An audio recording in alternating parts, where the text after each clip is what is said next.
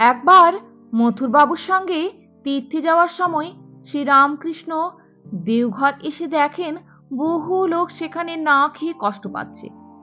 তা দেখে মথুরবাবুকে তিনি বললেন, এদের পেট পুরে একদিন খাওয়াও। তাতে তো অনেক খরচ। মথুরবাবুকে চুপ করে থাকতে দেখে বললেন, তাহলে আমি তীর্থে আর যাব না তোমার সাথে। এই বলে তাদের ভিতরে গিয়ে বসে পড়লেন। তখন মথুরবাবু শ্রীরামকৃষ্ণের কথা মতো খুব ভালো করে তাদের খাইয়ে দিলেন। আরেকবার গিয়েছিলেন রানাঘাটের কাছে মথুরবাবুর জমিদারিতে। বৃষ্টি না হওয়ায় সেবার ধান হয়নি। লোকের খুব কষ্ট, খাজনা দেবে কি করে? শ্রীরামকৃষ্ণ মথুরবাবুকে বললেন, এদের 1 বছরের খাজনা মুকুব করে দাও। কি আর করেন, মথুরবাবুকে তাই করতে হলো।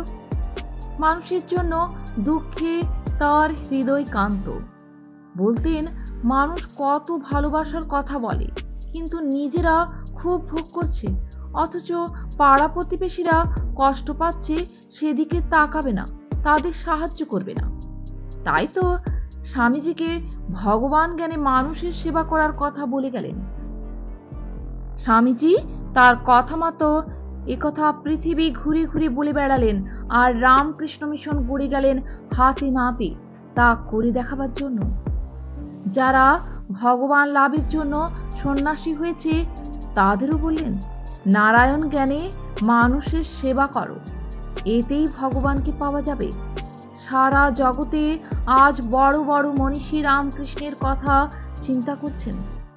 তারা বলেছেন, শ্রীরামকৃষ্ণের কথা মতো চললে তবেই জগতের শান্তি। শ্রীরামকৃষ্ণ বলেছেন, ভগবানকে ভালোবাসলে সবার মধ্যে তাকে দেখা যায়, তবেই সব দেশের, সব ধর্মের, সব মানুষকে সমানভাবে ভালোবাসা যায়। প্রণাম ঠাকুর।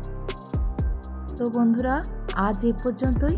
আমার ভিডিওগুলি ভালো লেগে থাকলে চ্যানেলটিকে সাবস্ক্রাইব করে পাশে থাকবেন। ধন্যবাদ।